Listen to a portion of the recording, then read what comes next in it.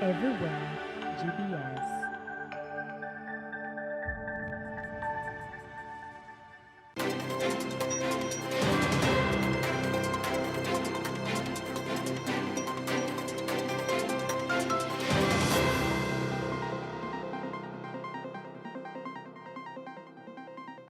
A very good evening and thank you for joining GBS News at 9.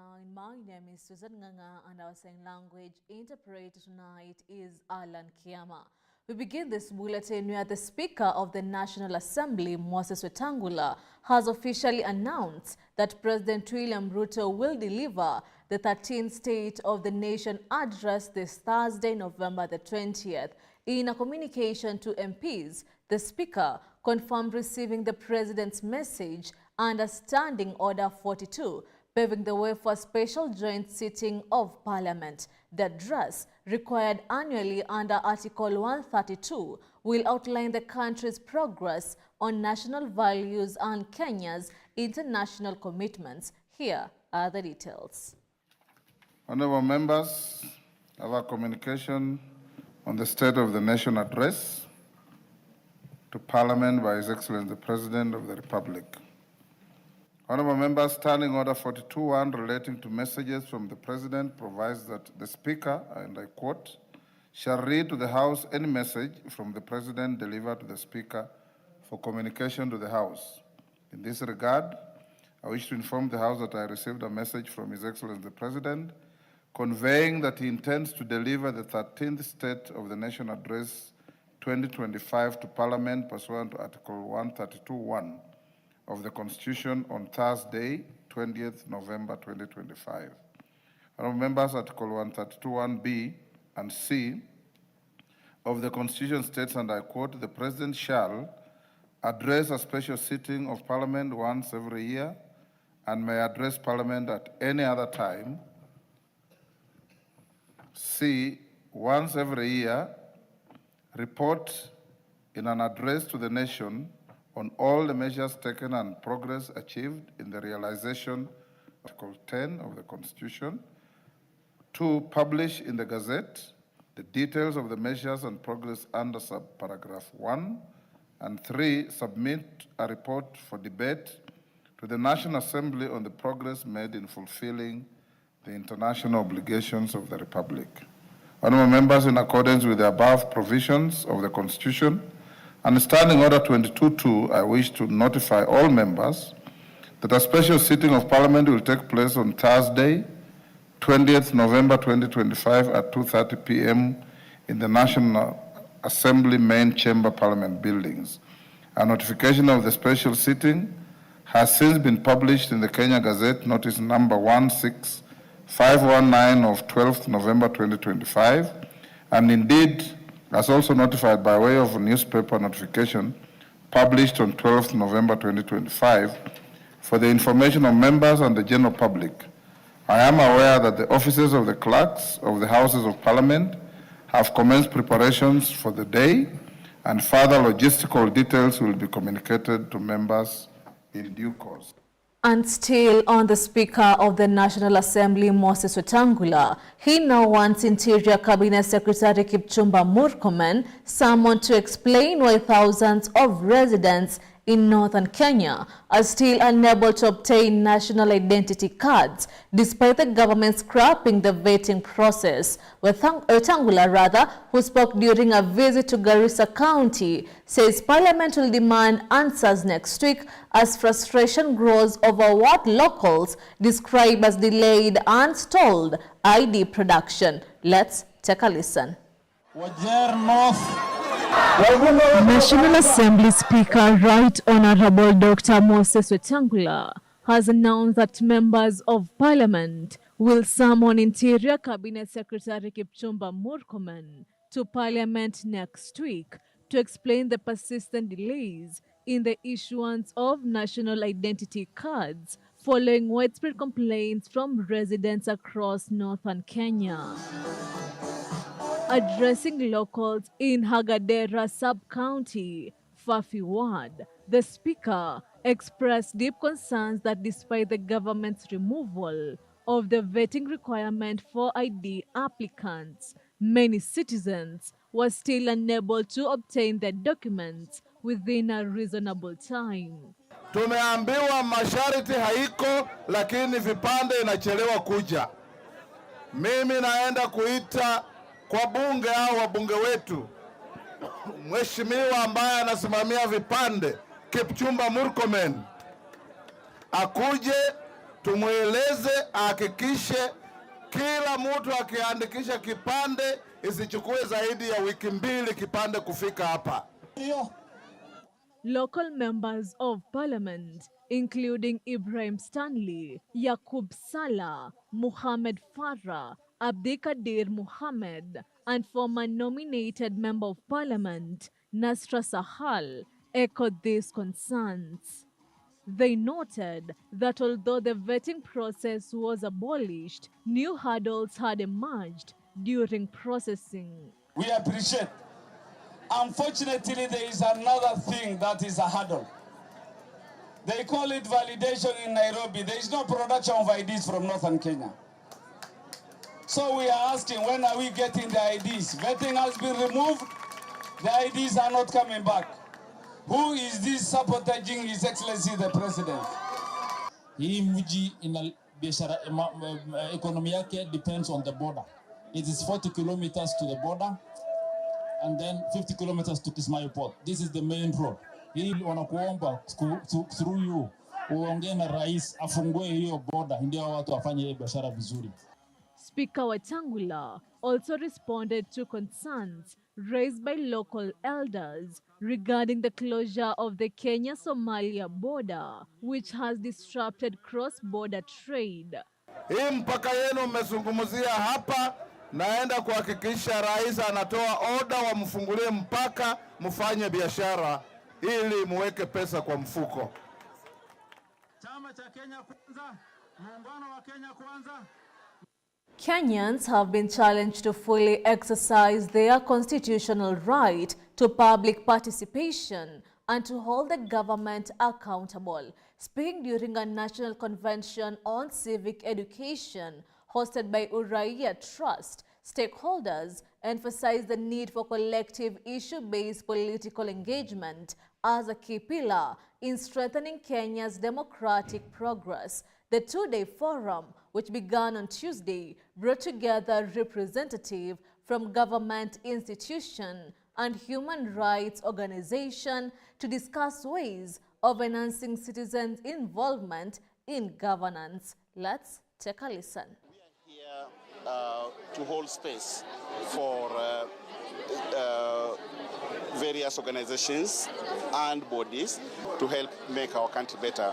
And we hold space for them, for people to come and discuss something about their country, how to make their country better, and how to become better citizens themselves. 5 years, and so this is both an opportunity to stop and reflect at the state of civic education. And why civic education? Because that is the enabler for we as citizens to exercise our Article 1, Article 3, and other rights that demand that we respect, uphold, and defend the Constitution.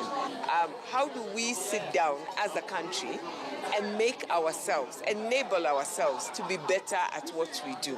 And that is what our job is, and that's what we're looking at doing in these today.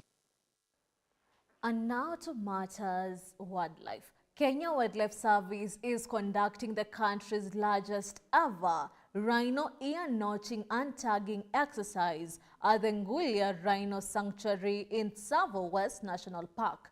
The 15-day operation aims to notch and fit more than 100 black rhinos with roller ear tags and transmitters to enhance security, monitoring, and data accuracy. Today, we take a closer look at the team behind this historic conservation milestone, from veterinarians to lab technologists and even mechanics who all play crucial roles.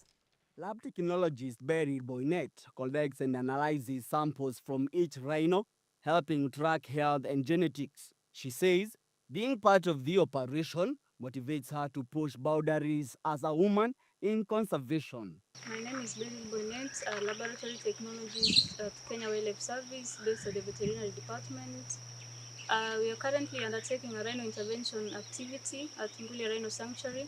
As a laboratory technologist, my main role is to collect samples, majorly biological samples for diagnostic purposes. We try to create references for healthy rhinos. In cases where we can get a clinical case, then we have a baseline for them. It's a great opportunity to do this, and as part of the conservation of rhinos, ladies being involved is also very important. We'd like to thank the management of the veterinary department as well as the Kenya Wildlife. Brian Bundi, lab technologist and rhino intervention team member, uses field tools to record each rhino's biological data. He says accurate and profiling strengthen long-term monitoring and management. My name is Brian. I'm from the vet lab here at KWS. We are here at Ngulia in order to intervene on a very large number of animals. So my work here is sampling these animals. I'll be taking a lot of biological samples. So with me, the tools that I use a sampling kit. Contains a lot of consumables such as the one that you would find in a normal lab, and also a notching kit so that the doctors can use them. Yeah, I'm very happy to be part of this team. It's a very well-organized team. We are handling a very large number of animals, as I said, and we are going smoothly, so that's very good. Yeah. We would like to thank AWS for giving us the opportunity to be here. It's not every day that you come across more than 100 black rhinos within a very short period of time. So to be even granted this chance, it's something good, something to be done. Mechanic Jacob Karasha maintains and repair vehicles used across the rugged Tisavo terrain. He says reliable equipment is essential for the safety and efficiency of the notching team. I am Jacob Karasha, a mechanic at the Kenya Wildlife Headquarters Central Workshop. My role as a rhino intervention team member is to ensure the vehicles run smoothly by preventing breakdowns and handling quick repairs. As a mechanic, by doing proper inspection and making sure the fleet is reliable, the vet team and the other rangers and the other team members are able to reach the animals safely and on time. Of course, I am proud to be a member of the first rhino intervention team. My role ensures the vet team reaches the animal on time, giving them a humble time to do their work, ensuring the safety of the animal and its survival. Reporting for GBS TV, I'm Paul M. Minor. And now to the international news in our neighbors Tanzania. Tanzania's President Samia Suluhu Hassan unveiled a controversial cabinet consisting of her son-in-law Mohammed, Health Minister, and daughter Wanu Hafidh Amir as his Assistant Minister of Education. What can now be termed as a government built on the foundations of controversies, Samia's 27-member cabinet annunciation made in State House Dodoma did not spare Tanzania's fourth President Jakaya Kikwete's son, Ridhiwani Kikwete. Hamis Musa Omar was appointed as the new Minister for Finance, succeeding Mwigulu Nchemba, who assumed the position of Prime Minister last week. This trend of appointments reflects African long tussle towards excellent governance. Matthew Perez reports.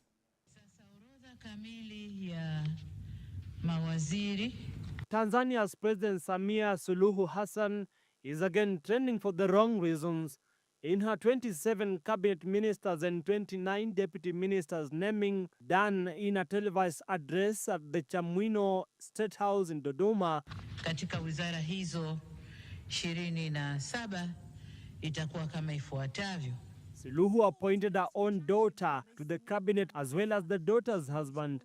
The shocking move sees her daughter Wanu Hafidh and son-in-law Mohamed Mchengerwa assume office as the deputy of the Minister of Education and Minister for Health, respectively.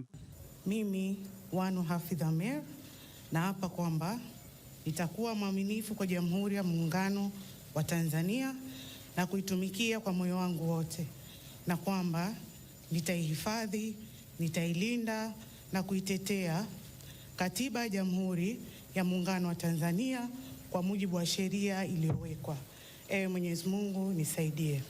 Be it as it may, the son of Jakaya Mrisho Kikwete, Tanzania's fourth president, Ridhiwani Kikwete, was not left out as he was named as the new cabinet minister for finance, a position the current prime minister Mwigulu Nchemba held. Ofisi ya Rais, management ya utumishi wa umma na utawala bora, waziri atakuwa Mheshimiwa Ridhiwani Jakaya Kikwete, na naibu wake waziri ni Mheshimiwa Regina Ndege Kwarai. Though the three who are member of parliament for Makunduchi, Rufuji and Chalinze constituencies, their appointments have sparked public uproar, especially how the selection was conducted, many Tanzanians taking to the streets outside parliament buildings. The inclusions not only widens a pattern of favorism, but also evokes memories of past administrations and also paints a reflection of Africa's suffocated quest for real governance. Matthew Perez for GBS News. And with that, it is time for us to take a short break. Keep your feedback streaming into our social media platforms at GBS TV Africa. The SMS line is always 21144. We'll be right back. Hello kids, and welcome to Kids Mind, where we learn, we laugh, and we explore. Once upon a time, there lived this beautiful, kind, and humble lady named Esther. She lived with Mordecai for a very long time until she grew as big as me. Before Esther was not named Esther, her name was Hadassah. In our today's Bible story, I mentioned 5 characters. Who are they? Mordecai, King Xerxes, Esther, Haman, and Haggai. Esther represents me. Esther represents me.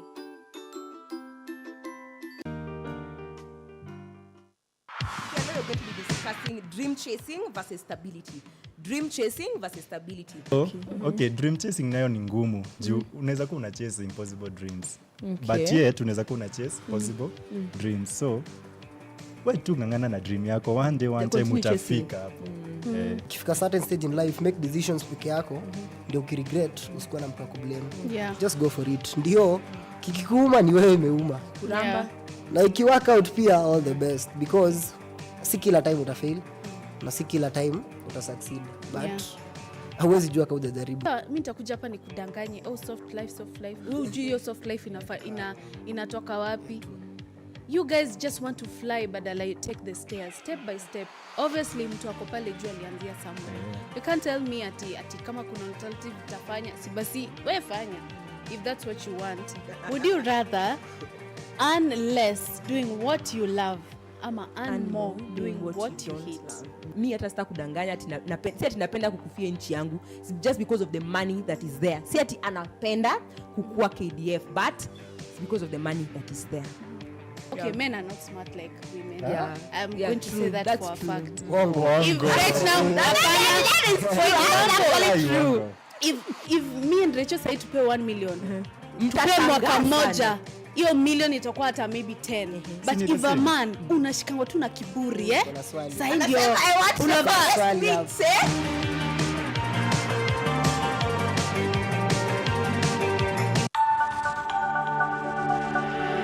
Everywhere, GBS.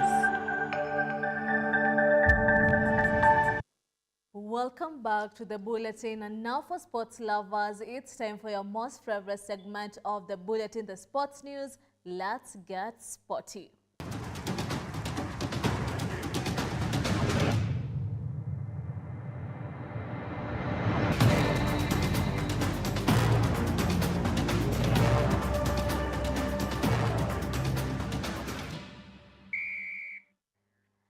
And now to the sports news. The 2025 CAF Awards shortlists are out, and Morocco is dominating across the board. Walid and Mohamed are nominated for Best Coach, while both the senior and under-20 national teams are up for Best National Team. Akraf Hakimi is competing for Best African Player alongside Mohamed Salah and Victor Osimhen, and RS Berkane is in the running for Best Club. Morocco's influence also shines in goalkeeping, with Essine and Munir both finalists. Running stars like Othman Massina, Mama and Abdallah Ouzane are nominated for Best Young Player, showing the country's bright future.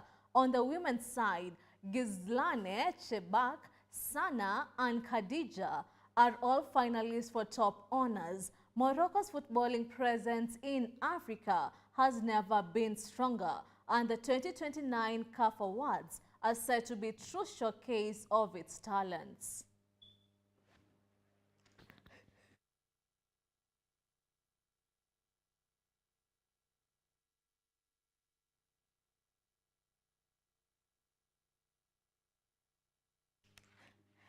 Kenya is celebrating yet another remarkable sporting triumph at the ongoing 2025 Tokyo Games, with Ian Wambui Kahiga and David Kiptum Kipkogei taking gold and silver, respectively. Wambui Kahiga led the charge, finishing in a blistering 29 minutes, 19 seconds and 56 microseconds, while Kiptum Kipkogei followed closely behind, clocking 29 minutes, 27 seconds and 63 microseconds to secure the silver. This dominant performance not only highlights the strength of Kenya's long-distance runners, but also adds another chapter to the nation's remarkable history at the Deaf Olympics. A gold and silver finish, a true testament to the talent and determination of Kenyan's athletes on the world stage.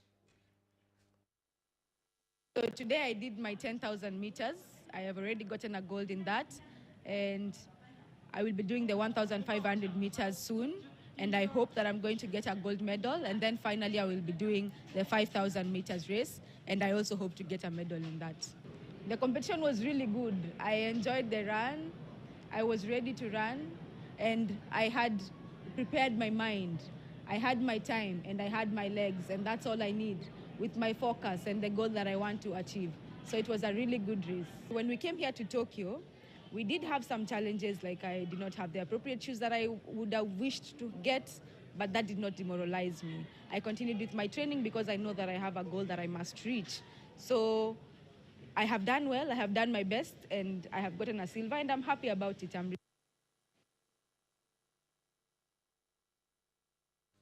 Well, congratulations to the country and to the athletes. And with that, you have come to the end of the news bulletin. It's always a pleasure having you on board.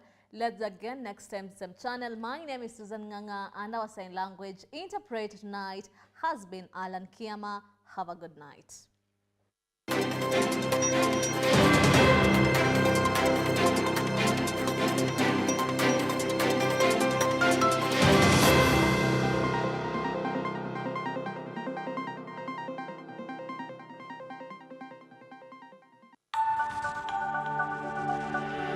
Everywhere, GBS.